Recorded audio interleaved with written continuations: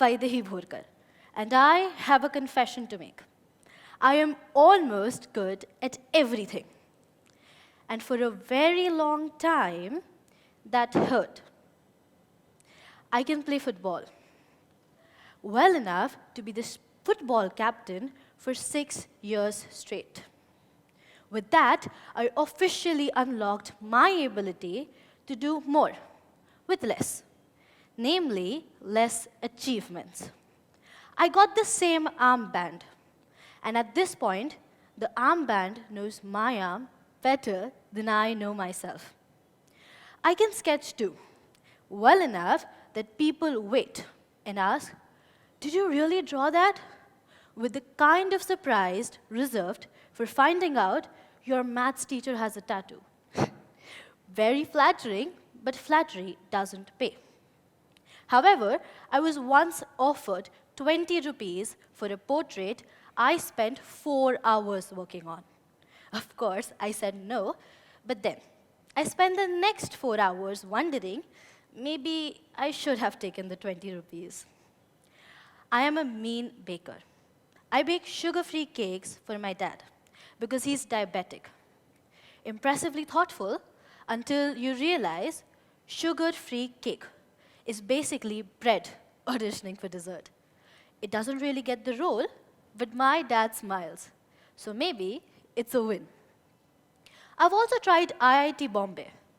Now the word IIT itself has half of you sit up straighter. I made it to level 2 of an IIT competition. Impressive again, until you realize there were only 3 levels. And the students who made it to level 3 looked at my score the way I look at my alarm clock 5 in the morning, with complete rejection. Unsolicited advice is very common. I was often told to abandon my varied interest and specialize. That having too many passions meant I couldn't succeed. That robbed me of the permission to explore. Explore who I wanted to be. People told me, you should focus on academics. Someone said, no, sports is clearly your thing. Someone else said, you should speak. You do that well. And when I didn't, I was thrown at an age-old quote, "Jack of all trades, master of none." People stop there. They never really say the second half. Jack of all trades, master of none. But oftentimes better than the master of one. Here's something that I realized. That when you're not the number 1 at something, the world acts like it doesn't count. But it does. For the world, if you're not holding the trophy, you're just the one clapping for the one who is. That hurts a lot. Because nobody claps for this child who got selected for everything, but never won anything. Nobody notices that child until they keep coming back. There's something strangely painful about being so close. Because when you're terrible at something, people ask you to improve. But when you're always second, people tell you, you were so close. And that hurts a lot. Because losing by 1 mark feels like the universe is personally targeting you. Because losing by 1 mark means you know exactly what you have missed. And the most dangerous distance in the world is not 10 marks. It is not 20. It is 1 mark. Raise your hand if any of you has ever worked really hard for something and yet saw somebody else take it away. Exactly. That is why this matters. Because most of us are not losing by miles. We're losing by inches. So, welcome to the second place club. Our membership is enormous, and nobody really talks about us. So consider this your official reunion. We don't have trophies here. We have snacks, though, metaphorically. But isn't most of the world average? Average is where you and I live. Average is not a failure. Average is not where you and I are stuck waiting for our real potential to arrive. Average is not embarrassing. Average is where we live together in coordination. If everybody was extraordinary, wouldn't extraordinary lose its meaning? If every child came first, who would be striving to come first? Wouldn't first place sound more like general attendance? Like a participation trophy for showing up to your own life? Now here's what took me the longest to understand. There is nothing wrong with being average. Absolutely nothing. Because when you're terrible at something, you quit.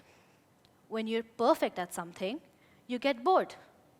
But when you are almost good, you keep trying. And that trying changes you forever. I learned that through shot put. Now, nobody looked at me and said, wow, future champion. To be honest, you were right, and I love it. I made it to a district level competition. I had won all competitions before this. So I mentally prepared my victory speech, the medal, the applause, and the slow motion win. But then, I got there. I looked around and I saw my competition. These girls were not mere students. They were architecture, built different, like literally different. Their warm-up throws landed 7 to 8 feet. My personal best was 6.7 feet. Their worst was way better than my best. For the first time, the ball in my hand was heavier. Not because it weighed more, but because now it carried my expectations too. I lost that day. I didn't even come close to winning. And it hurt. Not because I lost. I had lost before. I had always been second. But this time, it hurt because I genuinely believed I could win.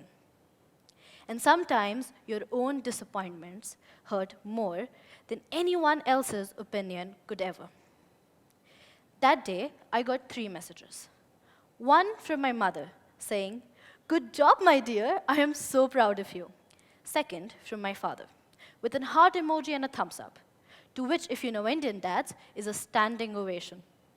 And the third, from my best friend. She told me, "Dude, I can barely manage to lift my school bag. How did you lift that ball?" And I laughed.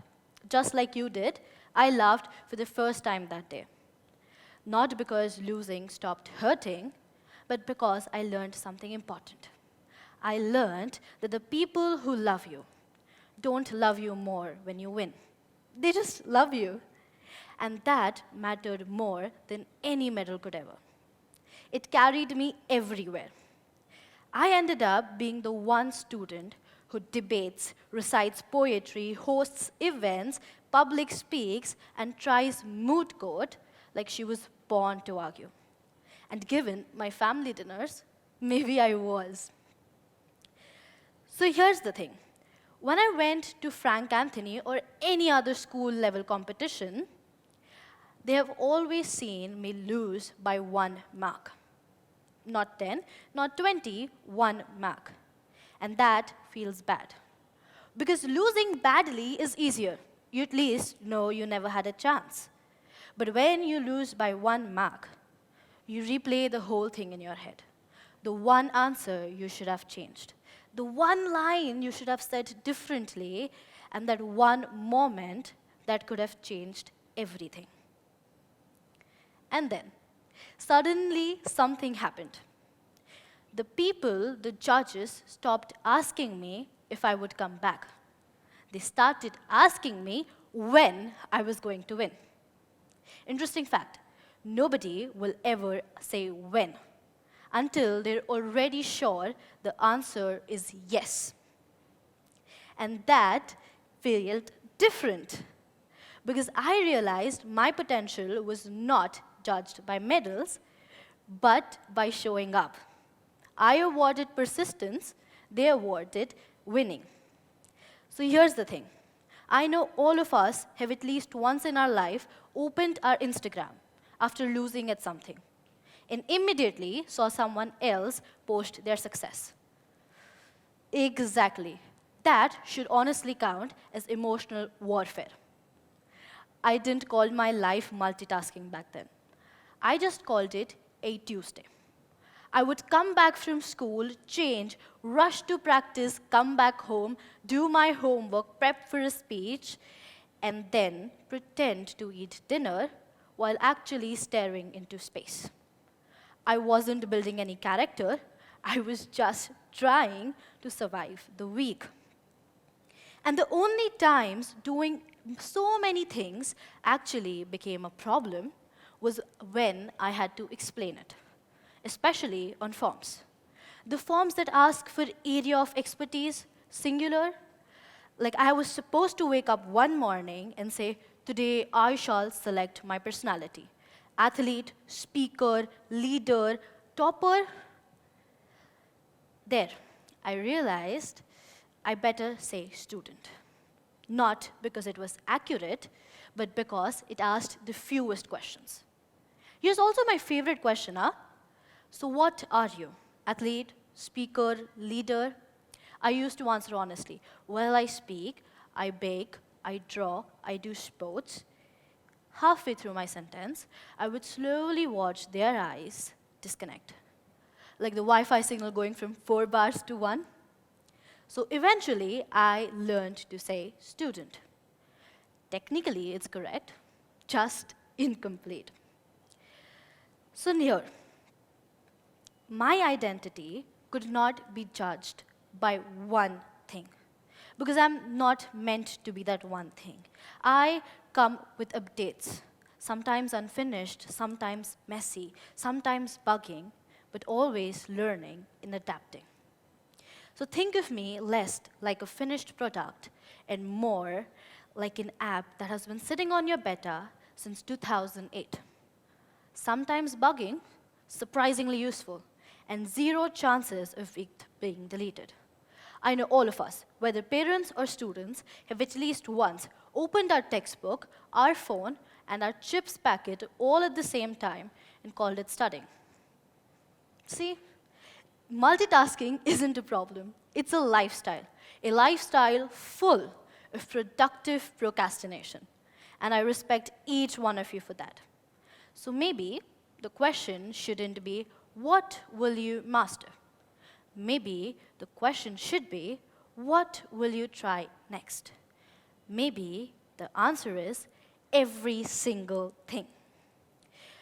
I used to think my life didn't look impressive because it didn't look shiny. Then I looked at my week, at everything I have tried, to all the people that I've helped, to all the moments that mattered but didn't make it to any podium. There, I stopped being mad at average. I realized my life was not empty. It was just not shiny. And shiny isn't the same as full. And look, if the only way to matter was to be the best at one thing, I would like to formally submit my resignation from mattering. HR, please note, because that ship has sailed, it has sunk, and I was standing in the dock watching it go. And somehow, I was okay. I may never be able to be the best at one thing. But I will never run out of things that I love, things to try and reasons to keep showing up. Somewhere along that way, I realized it gave me something better. It gave me curiosity, adaptability, and the courage to keep showing up. I don't have that one perfect story for you. I have many unfinished ones. Unfinished projects that I eventually lost interest in. Passions that I tried and then outgrew. And a few more things I started simply because they look exciting at that moment. And instead of making my life confusing or messy, it made my life full. Full of trying, full of learning, full of beginnings, full of excitement, and full of those thrilling little stories that are still waiting to happen. So, I am almost good at everything. And honestly, I think that is exactly who I am meant to be. Thank you.